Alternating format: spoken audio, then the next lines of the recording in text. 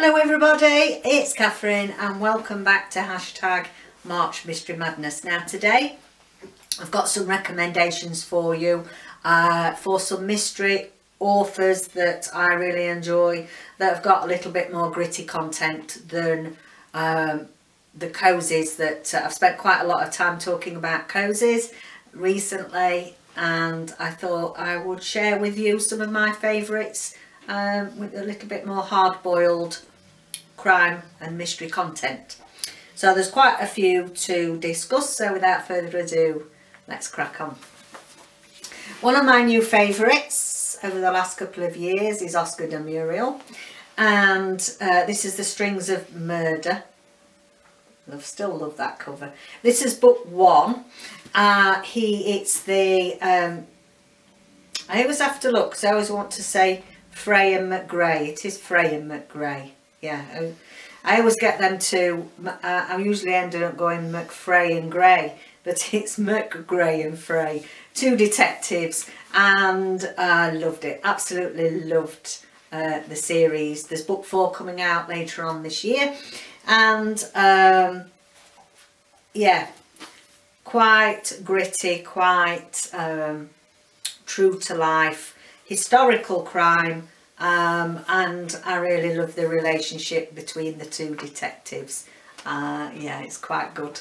So can't wait for book 4 to come along. And next, Sarah Waters. I've read all hers. She is an excellent author. She writes historical mysteries, and I chose this particular one. I've loved them all. I chose this one because this is going to be made into a film this year. It comes out on the 31st of August, so I can't wait to go and see that. And this is a home in rural Warwickshire, and a doctor is called to a patient at Lonely Hundreds Hall, home to the Ayres family for over 2 centuries. And there's something strange going on there. So yeah. I mean, for those of you that have not tried Sarah Waters, yeah, good place to start. The Little Stranger or Fingersmith is another firm favourite. Next, now obviously Agatha Christie, and at the minute we're reading Murder on the Orient Express. This is my club read for March Mystery March Mystery Madness over on Goodreads. So if you go to #March Mystery Madness, join the group, and on there it's Catherine's book read. Well, what do I say? Murder on the Orient Express, it's always been a well-known book of Agatha's, and I do enjoy her work. I have to say, I think this is the worst one. It's I find it quite mundane and slow, but anyway, we're plodding on. We'll see what everybody else will let me know down below if you're joining in with that and not commented yet. But I do love, my very favourite one is And Then There Were None. It's a standalone, and it's quite tricky at the beginning because sometimes Agatha will shove 10-15 characters all in at the beginning, and you're just overloaded with characters and you can't place who, where and what. But I tend to write myself a little sketch to try and get them into my head first, and then once I think, yes, I know who they are, then you can go on from there. We'll see. Not finished it yet, but that's because it's ploddy. So give Agatha a try. Now then, what we got next? Edward Marston. Now, Edward Marston has got several mystery series out. They are historical crime. The different series that he does are set in different time periods. This is the Railway Detective series, and this, I believe, is in Victorian times. And next he does a series called the Captain Rawson series. This is back in the day when they used to march with the drums and the daggers, and that's 17th century. The Restoration series, the Bracewell Mysteries, which is Elizabethan, and he's written loads on that series. And the Homefront Detective series, which is Second World War, No, I think it's the first actually. I think First World War. No, First World War, because one of the books is featuring the conscientious objectors and how they were treated. I really particularly enjoy that series, the Homefront Detective. And then we've got the Bow Street Rivals, which is back in the day in Britain when before the proper police service was around, and we used to have the runners that used to go chasing the baddies down the street and shouting, "Hey, stop thief!" So he's a very prolific author. He writes for the television. Yeah, both David and I really love all the series that he has out, so give him a try out. Who have we got next? Well, we've got you can't beat a bit of Linwood Barclay, and this is Never Saw It Coming. I mean, he's got loads of different titles out. I've followed him for years and years now. Many of my books got battered and gave them away or whatever, so I'm recollecting them in the new covers. But the plots are excellent. They're very twisty, very turny, very fast paced. At times it's difficult to work out what's happening. Yeah, they're all very different.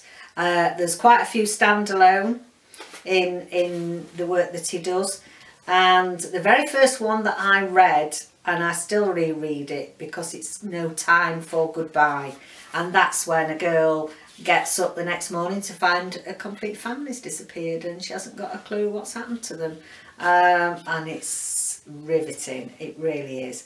So have a look at Linwood Barclay if you don't already know him.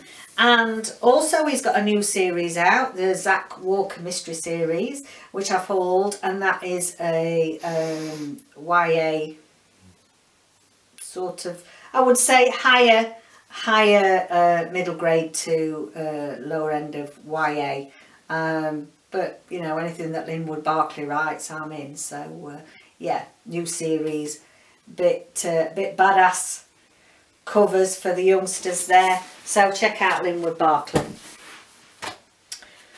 Who else? Martin Walker, you'll have heard me talk about him recently. Bruno, Chief of Police, this is book 1, Death in the Dordogne. Now originally I DNF'd this because I just couldn't get into it, and you know, sometimes it's not necessarily the book, it's your frame of mind and what you really want to read at the time. I'm very much a mood reader. But David read it and he said, well, I really enjoyed it, give it another go. So I did, and now I really love the series. I'm on book 4 now, reading book 4, and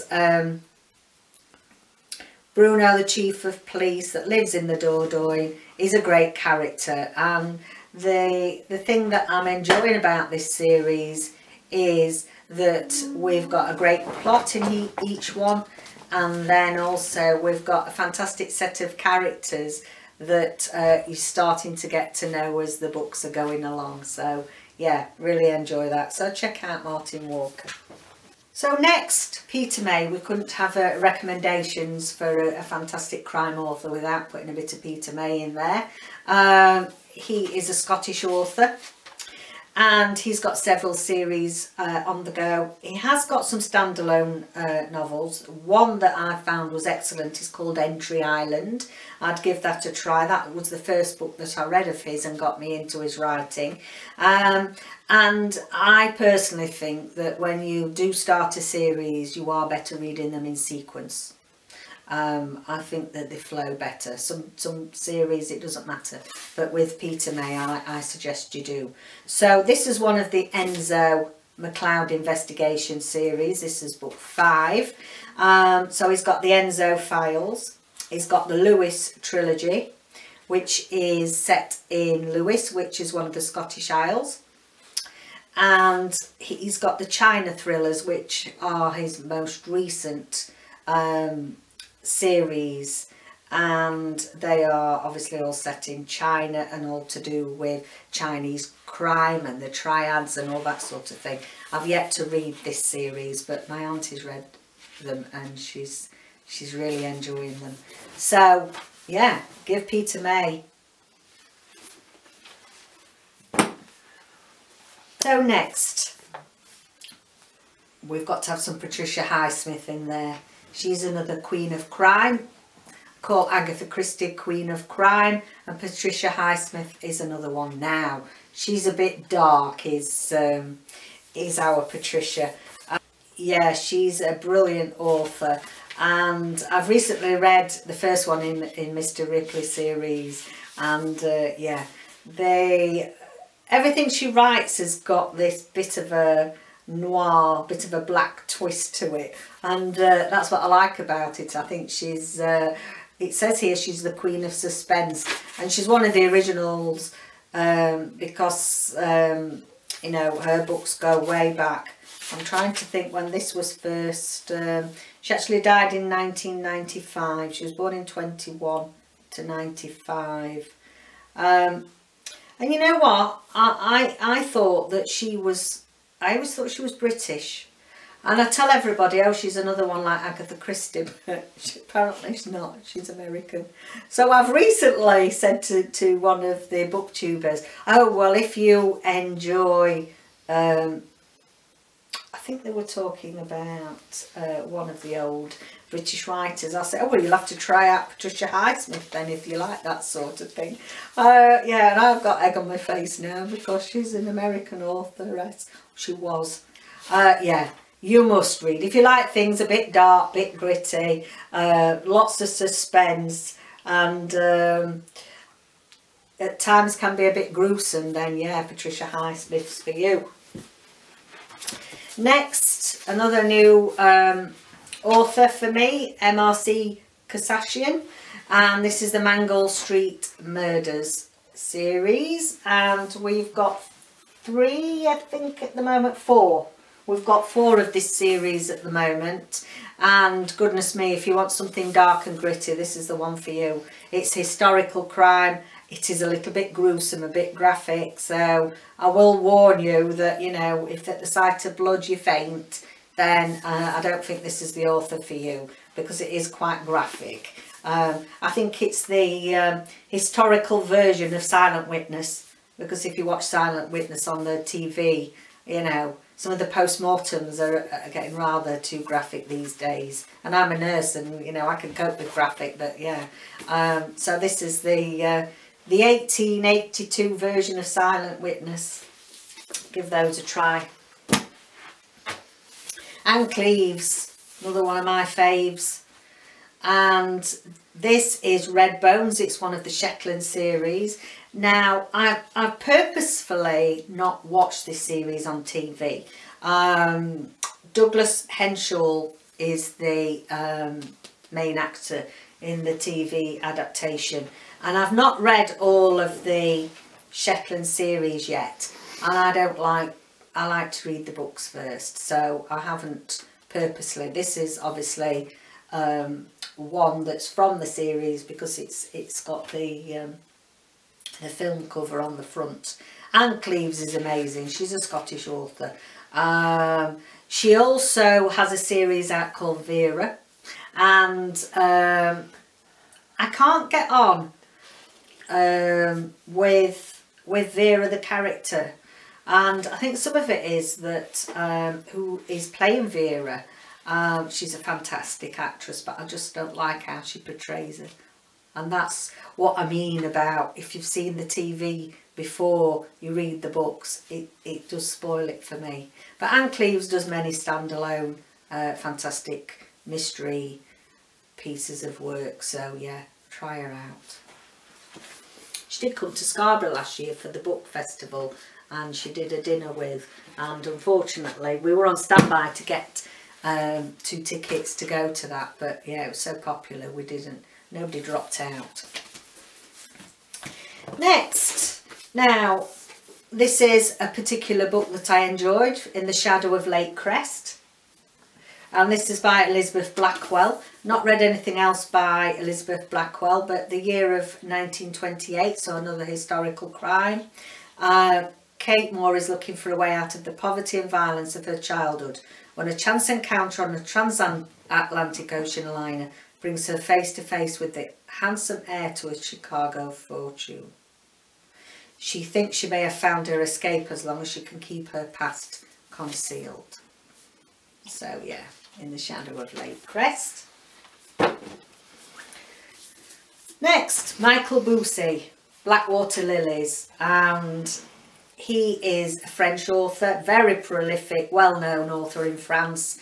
This has been translated to English, and yeah, have a look at the button up here. I've already done a review last summer of this, and also there are some photos there that match in with the story, because it's all set around Monet's garden in Giverny in France, and actually David and I went there as part of our honeymoon trip.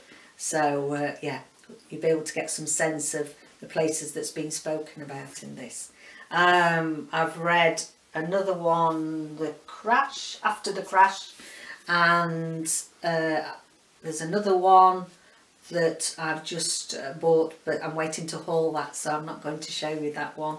And I do believe that there's one about to come on to NetGalley for reviewers, because that's going to be released later this year. This is all waiting for them to be translated. But yeah, cracking author, Michel Bussi. And then the final two, A Beautiful Poison. This is by Lydia Kang, and yeah, it's a lovely, lovely cover. I actually bought two of these and sent one to my mum at Christmas time, and this is when the deadly Spanish influenza ripples through the city in New York. But they start to wonder if everybody's disappearing because of the flu, or whether there's more sinister things going on. Enjoyed that one too. So look that one up. Getting a big pile around my feet. And then finally, Kate Hamer. I presume it's Hamer.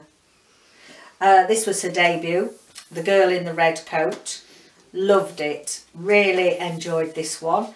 And a child goes missing. She's abducted.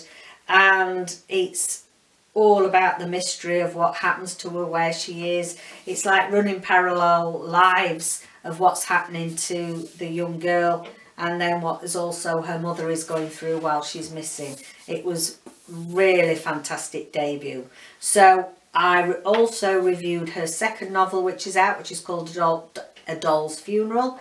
I did a review of that as well for the publishers, and that was even better. You know, sometimes we get some authors that suffer from second book syndrome and they're not quite as good. Well, you try The Doll's Funeral as well. That's another cracking read. So that's Kate Hamer. Debut, The Girl in the Red Coat, and then the next one, The Doll's Funeral. I can't wait for more to come from her. So, quite a lot packed in there. Just wanted to give you a bit of a taste of some of my favourites, old and new, that give you a good mystery, a bit more gritty read. And yeah, see you again next time for another hashtag March Mystery Madness.